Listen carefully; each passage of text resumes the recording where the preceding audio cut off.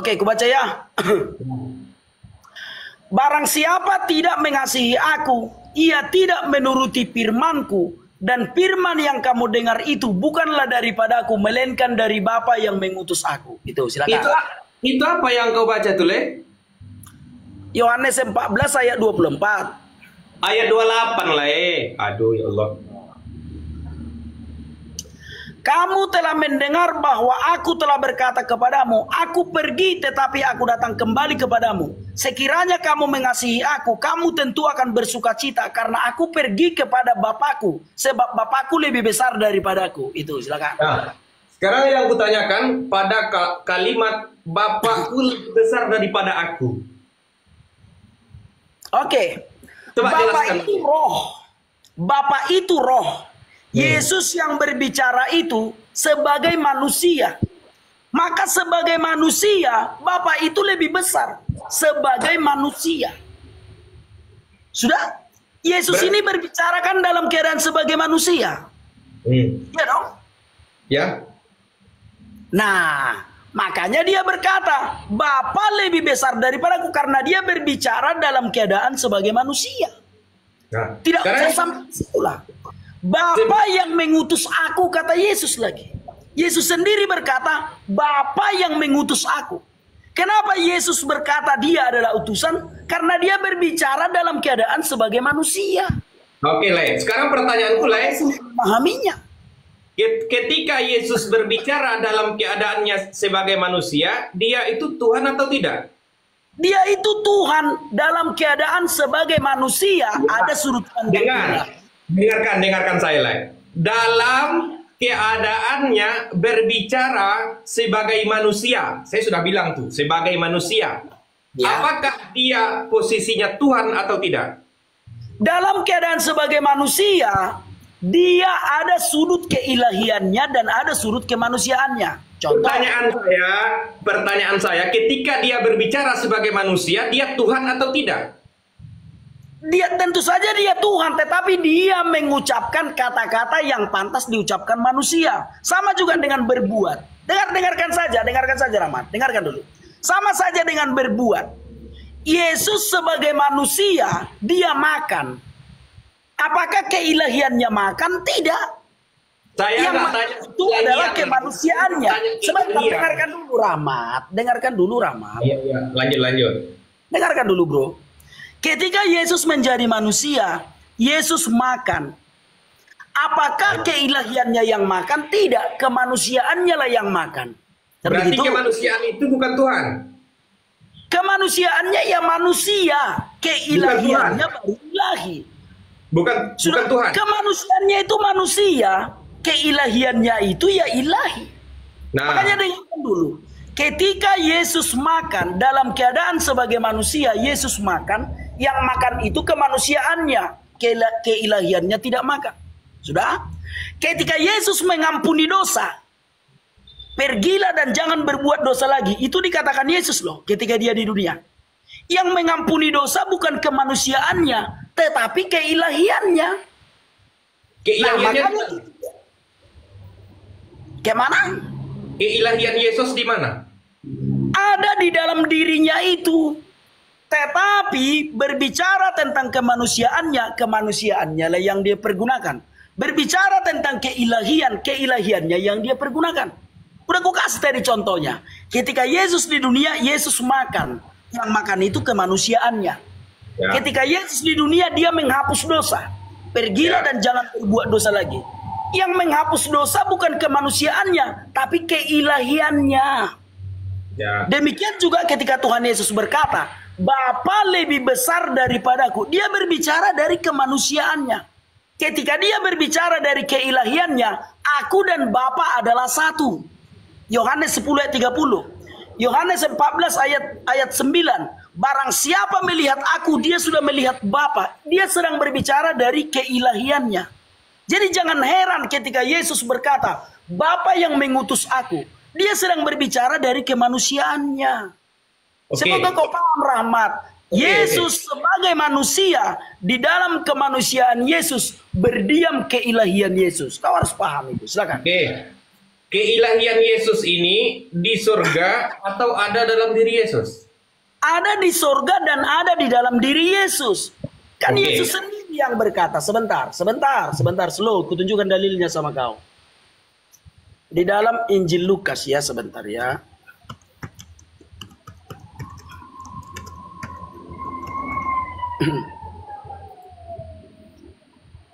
Sabar dulu ya. Lukas 4 ayat 18. Apa kata Tuhan Yesus? Roh Tuhan ada padaku. Gitu ya. Roh Tuhan ada padaku. Jadi keilahian itu berdiam di dalam dirinya. Bukan berarti roh yang ilahi ini habis seperti yang dikatakan Bang Juma. Kalau Tuhan jadi manusia, Tuhan habis dong, kosong surga. Enggak seperti itu. Kalau Tuhan menjadi manusia, di surga tetap ada Tuhan. Tetapi di dalam daging Yesus ini juga berdiam keilahiannya itu. Kalau Itu di dalam, bentar, di dalam diri saya ada enggak berdiam? Tentu saja tidak ada. Tidak ada berdiam keilahian di dalam dirimu. Oke. Sekarang selain daripada diri Yesus, ada nggak berdiam keilahian Tuhan? Ada. Di siapa? Ketika Musa membelah laut Teberau itu, bukan kemanusiaan yang membelah itu. Tapi, Manusia tidak akan mampu membelah laut itu. ya. Tetapi keilahian Tuhanlah yang membelah laut itu. Ya. Bentar. Di sana, kalau di dalam Kristen, yang diyakini itu Musa membelah laut atau tidak? Musa membelah laut Teberau. Kenapa Musa bisa dengan cara apa? Dengan cara apa? Kalau di dalam Islam itu dengan cara memukulkan tongkatnya ke laut. Kalau di dalam Kristen apa? Apapun wadah yang dia gunakan, yang jelas manusia tidak bisa melakukan itu. Yang saya tanya bukan itu. Apa namanya yang menjadi sistematika daripada peristiwa itu bagi Musa sehingga laut bisa terbelah? Apa? Kalau di dalam Islam dia memukulkan tongkatnya ke laut. Kalau di dalam Kristen dia mengangkat tongkatnya. Nah, artinya bagaimanapun sebentar. Bagaimanapun caranya manusia tidak bisa membelah laut itu. Nggak bisa. Berarti ketika Musa membelah laut itu, berarti keilahian Tuhan ada di dalam Musa. Ada padanya. Roh Tuhan ada padanya. Ada pada Musa. Ada pada Musa. Berarti Tetapi saat tidak selama-lamanya. Sebentar, dengarkan dulu. Tidak selama-lamanya. Untuk membelah laut itu, roh Tuhan ada pada Musa. Nah, seperti di mata air Meriba. Ketika Musa tidak bisa mendatangkan air minum, roh Tuhan itu surut daripada Musa. Berarti ketika keilahian Tuhan ada pada diri Musa, saat itu Musa mampu membelah lautan. Berarti karena keilahian yang ada padanya itu. Iya, berarti saat itu Musa juga Tuhan. Tentu saja Musa tidak Tuhan. Keilahian yang ada padanya itu. Ya, berarti saat itu Musa punya dua natur, natur kemanusiaan, natur keilahian. Betul tidak ada natur keilahiannya, tetapi yang ilahi itu. Dengar saya. Yesus punya dua natur. Ketika Yesus punya dua natur. Bentar, ketika Yesus makan, yang makan itu manusianya. Keilahiannya tidak ikut. Ketika Musa makan, keilahian Musa tidak makan. Tapi kemanusiaan Musa makan, betul? Tidak ada keilahian Musa. Tidak ada keilahian Musa, bro. Jangan dulu. Apa bedanya? Musa punya keilahian. Tidak ada keilahian Musa. Nah, buktinya Musa bisa membela laut dengan apa? Dengan keilahian Tuhan yang ada pada Musa. Itu kata tetapi keilahian itu undur daripada Musa. Coba kau lihat di dalam sebentar ya. Oke. Coba aku tunjukkan sama kau. 1 Samuel 16. Sebentar ya. 1 Samuel 16 ayat 13. Samuel mengambil tabung tanduk yang berisi minyak itu dan mengurapi Daud di tengah saudara-saudaranya Sejak hari itu dan seterusnya berkuasalah roh Tuhan atas Daud. Jadi roh Tuhan berkuasa atas Daud bukan berarti Daud itu Tuhan. Tetapi karena roh Tuhan, dengarkan dulu Rahman. Tetapi karena roh Tuhan ini ada di dalam diri Daud, makanya Daud bisa melakukan pekerjaan-pekerjaan yang luar biasa. Tetapi tidak selama-lamanya roh Tuhan itu ada di dalam diri Daud. Contoh, seperti Daud terkena skandal perselingkuhan, roh Tuhan itu tidak ada di dalam dirinya. Artinya dia bukan Tuhan. Kenapa? Karena roh Tuhan ada di dalam dirinya tidak selama-lamanya. Karena kalau itu di dalam roh diri Tuhan, Yesus, bukan roh Daud. Dengarkan dulu Rahmat. belum siap Sudah? rupanya. Sama halnya seperti Musa. Roh Tuhan ada pada Musa di belahnya laut Teberau itu. Setelah itu roh Tuhan undur. Jadi Musa tidak ilahi. Tetapi berbeda dengan Yesus. Roh Tuhan tidak pernah mundur dari Yesus. Karena roh Tuhan itu adalah roh Yesus. Itulah perbedaannya. Sehingga roh Tuhan yang ada di dalam tubuh itu adalah ilahi. Sementara Musa yang didatangi roh Tuhan, Musa tidak ilahi. Itu perbedaannya, Rahmat. Silakan. Sekarang yang saya tanya, ketika Yesus itu mati, itu roh keilahian masih adakah pada diri Yesus? Roh keilahian itu sudah kembali ke surga. Berarti makanya tidak selama-lamanya dengan kemanusiaan Yesus. Kemanusiaannya yang mati, makanya mati. Wallahu Akbar. Coba dengar, coba dengar. Tadi Anda katakan, kenapa Musa tidak ada roh keilahian? Kenapa tidak ada natur keilahian? Karena roh ilahi itu tidak selama-lamanya bersama Musa, betul nggak? Ya, kenapa tidak selama-lamanya? Bentar. Sebentar, kenapa tidak selama-lamanya? Saya nggak tanya kenapa. Ini pertanyaan saya. Gantian kita ngomong. Kenapa Musa tidak dikatakan Tuhan? Karena roh keilahian tidak selama-lamanya bersama Musa, betul nggak? Ya, karena roh keilahian itu. Saya nggak tanya karena, Saya nggak tanya karena. Bentar dulu. Ya, ada dong alasannya supaya kau bisa paham. Supaya kau bisa paham ada dong alasan. Dengarkan. Biar ku jelaskan sama kau. Ketika roh keilahian itu ada di dalam diri Musa, sudah, Musa tidak menjadi Tuhan. Kenapa tidak? Karena roh keilahian itu bukan rohnya Musa. Jadi roh siapa? Roh Tuhan. Nah, sekarang yang saya tanya ini. Nah. Ketika roh Tuhan ada pada diri Yesus, itu roh siapa? Roh Yesus. Lah, karena Yesus itulah Tuhan itu. Karena Yesus itulah Tuhan itu, bro. Bukan dogma lah. Sebentar. Roh Kudus yang ada di dalam diri Yesus itu roh Yesus itu sendiri. Nih, kubukakan dalilnya sama kau. Pantasan kau payah mengerti. Sebentar ya. Nah, silakan. Roh Kudus itu roh Yesus, bro. Sebentar ya. Sabar.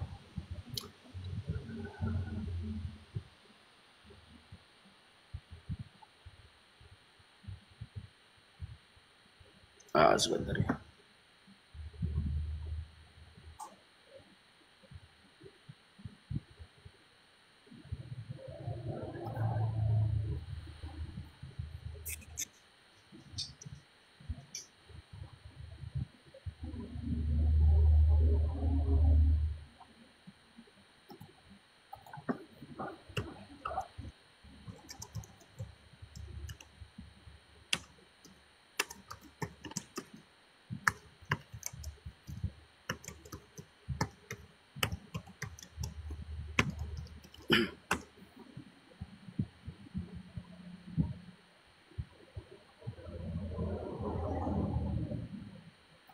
Sebentar ya. Gimana terjaga kemudian daripada itu menunjuk 70 murid. Sebentar ya. Yang terbaik dan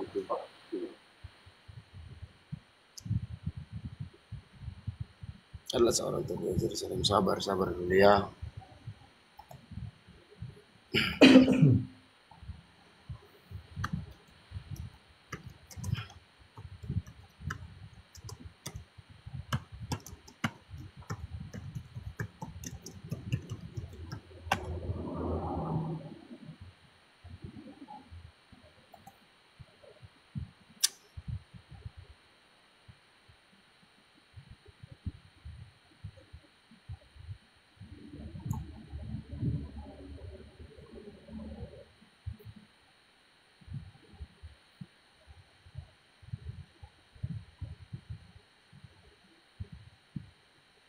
Ada Nah, lagi. Yohanes 14 ayat 16. Aku akan minta kepada Bapa dan ia akan memberikan kepadamu seorang penolong yang lain supaya ia menyertai kamu selama-lamanya, yaitu Roh kebenaran. Dunia tidak dapat menerima dia. Ingat, dunia tidak dapat menerima dia sebab dunia tidak melihat dia dan tidak mengenal dia. Tetapi kamu mengenal dia sebab ia menyertai kamu dan akan diam di dalam kamu. Sekarang Roh kebenaran yang diutus oleh Yesus itu tidak dikenal oleh dunia dan dunia tidak dapat melihat dia. Sekarang kita lihat di dalam Yohanes 1. Sebentar ya. Enggak, yang tadi itu maksudnya apa tuh? Kaitannya apa dengan yang tadi? Roh penolong, Roh Kudus itu, Roh Kudus. Roh Kudus. Roh Kudus itu Roh Yesus. Iya, Roh Kudus itu Roh Yesus. Sebentar ya. Nah, bentar, selesaikan satu-satu dalilnya satu-satu dulu kita bahas. Iya. Nah, kalau memang Roh Kudus itu adalah Yesus, kenapa Yesus berkata? Yesus. Roh Kudus itu Roh Yesus. Ya, kalau memang Roh Kudus itu adalah Roh Yesus sendiri, kenapa Yesus meminta kepada Bapa untuk diberikan penolong? Iya, harus ada komunikasi antara kemanusiaannya dengan keilahiannya, bro. La ilaha illallah. Karena apa yang dilakukannya di dunia, Bapa di sorga yang mengutusnya dan yang melakukan pekerjaannya Bapa. Lah, tadi kan Anda katakan kalau roh keilahian itu ada pada diri Yesus di dunia juga. Ngapain berbicara langsung ke sorga lagi? Kan di dunia udah ada nih. Ya, untuk menunjukkan kepada manusia bahwa dia yang di dunia adalah satu dengan roh keilahiannya. Roh keilahiannya di mana? Coba saya tanya. Di mana roh keilahian Yesus? Di mana roh keilahian Yesus? Di sorga, Bapa di sorga. Jadi selama 33 tahun roh keilahian Yesus tidak ada di bumi. Ada di bumi, di dalam dirinya berdiam. Jika ada di bumi, ngapain lagi minta ke surga? Itu akal. Dia harus berkomunikasi dengan roh keilahiannya di sorga, bro. Kenapa harus berkomunikasi dengan... Bentar, Anda katakan bahwa dia harus berkomunikasi dengan roh keilahiannya di sorga. Tadi di awal Anda katakan bahwa Yesus di bumi punya roh keilahian sendiri. Kalau ada roh keilahian di bumi, ngapain minta ke sorga? Kan di bumi ada. Ya, itulah cara Tuhan menunjukkan kepada kita bahwa dia ada di dunia dan roh keilahiannya ada di sorga. Tuhan sedang memberitahukan kepada kita bahwa roh keilahiannya di sorga. Kenapa kau sulit memahaminya? Gini loh, seandainya Tuhan Yesus tidak berkomunikasi dengan roh keilahiannya di sorga, maka kita tidak akan tahu bahwa ada Tuhan di sorga. Seandainya Tuhan Yesus tidak berdoa kepada Bapa di sorga, maka kita tidak akan tahu bahwa di sorga ada Tuhan. Itulah sebabnya ketika Tuhan Yesus ada di dunia, dia selalu berkomunikasi dengan roh keilahiannya di sorga, supaya kita tahu bahwa Tuhan itu ada di sorga. Nah, sekarang ketika Yesus selama 33 tahun punya roh keilahian di bumi. Ya. Berarti Tuhan itu yang mana? Yang punya roh keilahian di bumi atau roh keilahian yang di sorga? Sama. Tidak ada bedanya. Karena Berarti... Tuhan tidak terbatas. Sebentar. Tuhan itu tidak terbatas. Ketika roh yang ilahi itu ada di sorga, roh yang ilahi itu juga ada di bumi. Nah, yang kau persoalkan adalah... Sebentar. Yang kau persoalkan adalah... Kalau memang roh keilahian itu ada di dalam diri Yesus, ngapain harus berkomunikasi dengan roh keilahian yang ada di sorga? Itu yang kau persoalkan, kan? Betul. Supaya kita mengetahui bahwa Tuhan itu ada di sorga. Itu yang akan disampaikan Tuhan Yesus kepada kita. Di bumi ada nggak Tuhan? Ada. Nah, kalau ada ngapain minta di surga kalau ada di bumi? Supaya manusia tahu kalau tahta Allah itu di sorga. Tahta dengan tempat beda atau sama? Sama. Nah, yang di bumi ini tempat atau tahta? Yang di bumi ini adalah Allah yang datang ke dunia itulah Yesus.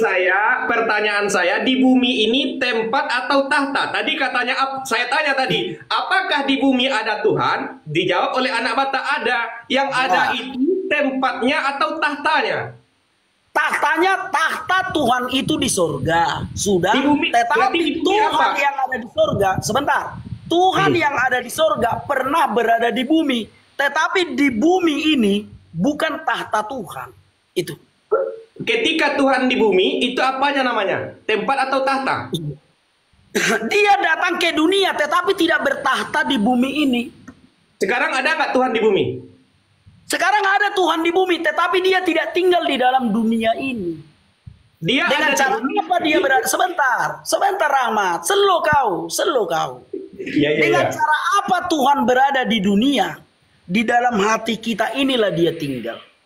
Bukan di dunia ini. Di dalam hati kita inilah Tuhan itu tinggal melalui rohnya. Tetapi apakah dia bertahta di dalam hati kita? Tidak. Kalau tahtanya tetap ada di surga. Tetapi dia ada di dunia ini. Bukan definisi tahta apa, Le? Tahta itu tempat untuk menghakimi. Itulah tahta. Itu tahta. Ya, itulah tahta, tempat untuk menghakimi. Berarti ketika Tuhan bertahta di surga, berarti Tuhan menghakimi manusia nanti di surga. Iya, Tuhan tetap berada di surga. Dari surga. Ini pernyataan kamu ini selalu bertentangan, bertolak belakang terus. Kenapa bertolak belakang? Kau yang tidak mampu Gantian.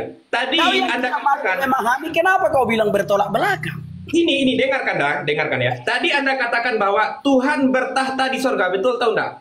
Betul, Tuhan bertahta di surga. Saya tanya, apa definisi tahta? Anda jawab tahta itu adalah tempat menghakimi Tuhan kepada manusia, betul nggak? Betul. Nah, berarti ketika Tuhan bertahta di surga, Tuhan menghakimi manusia di surga atau di mana? Ya, Tuhan itu di surga. Dari surga dia menghakimi seluruh dunia ini. Iya, ketika dia menghakimi manusia di surga dia hakimi atau di mana? Di dunia ini bulat di genggaman Tuhan, bro. Ketika Tuhan berada di surga, sudah dunia ini mah kecil baginya. Iya, jadi ketika Tuhan bertahta di surga berarti Tuhan menghakimi manusia di surga, betul nggak? Ya, dia duduk di atas tahta itu menjadi hakim atas segala sesuatu. Oh, berarti sekarang ini Tuhan duduk di tahtanya atau Tuhan ada di bumi? Tuhan ada di tahtanya. Sudah. Berarti sekarang nggak ada di bumi. Tuhan ada di bumi melalui rohnya. Rohnya yang ada di bumi itulah Roh Kudus. Berarti sekarang Tuhan ada di bumi tapi juga bertahta di surga. Melalui rohnya yang ada di dunia. Tuhan ada di surga, rohnya yang ada di dunia. Rohnya ada di dunia. Oke, Roh Kudus ya. Di surga rohnya atau enggak? Ada dong, karena roh Tuhan kan tidak terbatas, bro. Enggak, di surga itu rohnya juga atau tidak? Di surga itu ada juga Roh Kudus, karena Roh Kudus tidak terbatas. Kalau Roh Kudus ada di dunia, bukan berarti di surga tidak ada Roh Kudus. Itu loh, karena Tuhan tidak terbatas. Berarti saat sekarang di surga ada Tuhan, di dunia ada Tuhan. Ada. Oke. Di mana-mana ada Tuhan. Dengan cara apa Tuhan? Sebentar. Dengan cara apa Tuhan berada di dunia saat ini? Yaitu dengan rohnya, dengan Roh Kudus. Nah, sekarang rohnya yang itulah, sebentar Rahmat. Roh Kudus itulah. Sudah? Roh Kudus itulah yang membuktikan keberadaan Tuhan itu saat ini di dunia. Ya. Tadi kita tanya di awal, kenapa Yesus itu Tuhan? Karena ada roh keilahian padanya, betul nggak? Ya. Sekarang di dunia ada nggak roh keilahian? Ada, Roh Kudus itu ada di dunia. Oke, ketika Roh Kudus ada di dunia, apakah dunia bisa dikatakan Tuhan? Tentu saja tidak, karena Roh Kudus itu roh dunia. Apa bedanya? Berbeda dong. Roh Kudus ada di dalam diri Yesus dan Yesus disebut Tuhan. Kenapa? Karena Roh Kudus ini roh Yesus. Sama seperti Musa tadi. Kau udah balik lagi ke Musa. Kan kau sudah menanyakan itu tadi. Ketika Roh Kudus ada di dalam diri Musa, kenapa Musa tidak bisa disebut Tuhan? Karena Roh Kudus itu bukan rohnya Musa. Berbeda dengan Yesus.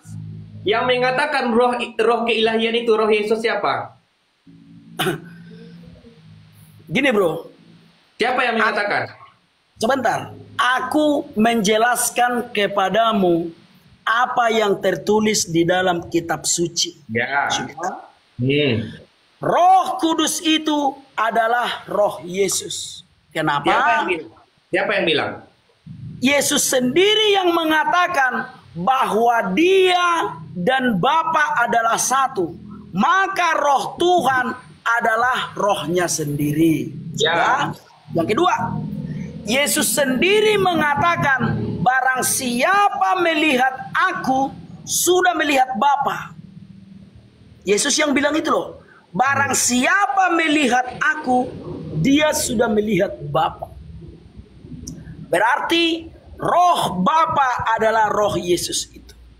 Yesus sendiri mengatakan, aku di dalam Bapa dan Bapa di dalam aku. Sudah?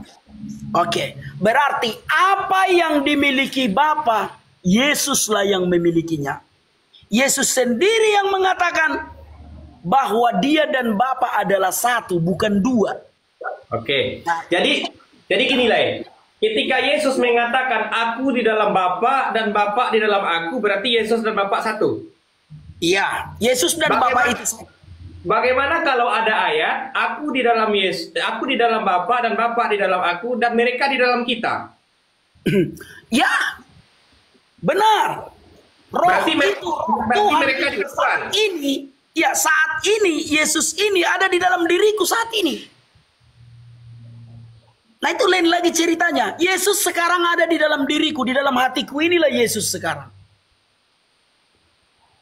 Sudah? Jadi itu tidak ada kontradiksi. Nah, coba Lai buka Yohanes 17 ayat 21 Lai. Oke, siap. Yohanes 17 ayat 21. Ya.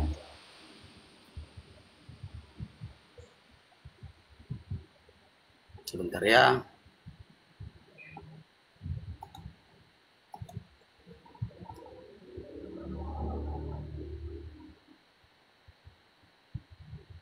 Ini dia.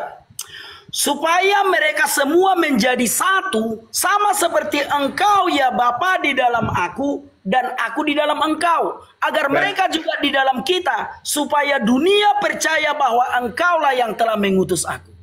Nah, jika aku di dalam Bapa dan Bapa di dalam aku berarti dikatakan satu, bagaimana dengan mereka di dalam kita, kata Yesus? Ya, nanti di sorga. Tuhan dong. Nanti di sorga. Iya, berarti sebentar, dengarkan dulu. Mereka juga Tuhan dong. Tidak, mereka itu manusia bukan Tuhan. Gini, maksudnya satu. Itu dia enggak konsistennya. Enaknya kamu ambil, buruknya kamu buang. Tidak ada aku membuang buruknya. Yang setara dengan Bapa itu adalah Yesus, bukan manusia, bro. Itu kata siapa? Kata siapa? Kata siapa Yesus setara dengan Bapa? Alkitab mengatakan Yesus setara dengan Bapa karena Yesus berkata, aku dan Bapa adalah satu. Sudah, itu yang pertama. Yohanes 1 ayat 1, firman itu bersama-sama dengan Allah dan firman itu adalah Allah. Yohanes 1 ayat 14, firman itu telah menjadi manusia. Yohanes 1 ayat 18, tidak seorang pun yang melihat Allah, tetapi anak tunggal Allah yang ada di pangkuan Bapa, dialah yang menyatakannya. Ya, Alkitab yang menunjukkan kepada kita bahwa Yesus itu setara dengan Bapa. Yesus setara dengan Bapa. Sekarang saya membukakan dulu kepadamu Yohanes 17 ayat 21 ya. Supaya mereka semua menjadi satu, sama seperti engkau ya Bapa di dalam aku dan aku di dalam engkau. Agar mereka juga di dalam kita, supaya dunia percaya bahwa engkaulah yang telah mengutus aku. Nih perhatikan. Ya. Yesus di dalam Bapa satu. Sudah? Bapa di dalam aku. Ya, samalah. Bapa di dalam Yesus dan Yesus di dalam Bapa. Samalah itu ya. Nah, satu. Ya, itu satu. Lalu semua manusia menjadi satu. Di dalam kita. Nanti dulu, nanti dulu. Oh, nanti dulu. Ya, semua manusia menjadi satu. Sudah? Ya. Semua manusia yang jadi satu ini nanti akan menyatu dengan Allah. Berarti Bukan jadi Allah. Allah. Bukan berarti menjadi Allah. Artinya menyatu di dalam Allah, hidup satu dimensi dengan Allah. Kalau sekarang dimensi kehidupan kita berbeda dengan dimensi kehidupan Allah. Allah itu dimensi surga. Sudah? Kita dimensi dunia. Maka kita manusia ini nanti akan menjadi satu dan akan hidup di surga menjadi satu dimensi dengan dimensi kehidupan Allah. Sama-sama di surga itu maksudnya, bro. Maka Yesus datang. Pelintir-pelintir ayat dulu. Dengarkan dulu. Makanya Yesus datang ke dunia untuk membawa kita ke surga supaya kita menjadi satu dengan Allah. Artinya kita hidup di alam surga bersama dengan Allah. Itu maksudnya, bro. Bukan berarti kita menjadi Allah, tetapi kita menjadi satu di dalam surga itu. Allah Bapa kita ada di surga dan kita manusia yang dibawa Yesus ini kita hidup di surga, itu maksudnya. Silakan. Berarti ketika di dalam ayat tadi aku seperti engkau ya Bapa di dalam aku dan aku di dalam engkau, berarti itu artinya nanti dimensi di surga, Yesus bersama Bapa nanti di surga. Bukan nanti. Nah, itu masalahnya, benar. Itu masalahnya kamu konsisten. Bahkan dalam satu ayat Kau yang tidak memahaminya, bro. Manusia itu menjadi satu nanti. Tapi kalau Yesus dengan Bapa sekarang, coba aku bacakan sama kau. Coba aku bacakan sama kau. Coba baca Supaya, sebentar. Supaya mereka semua menjadi satu, sama seperti engkau ya Bapa di dalam aku dan aku di dalam engkau.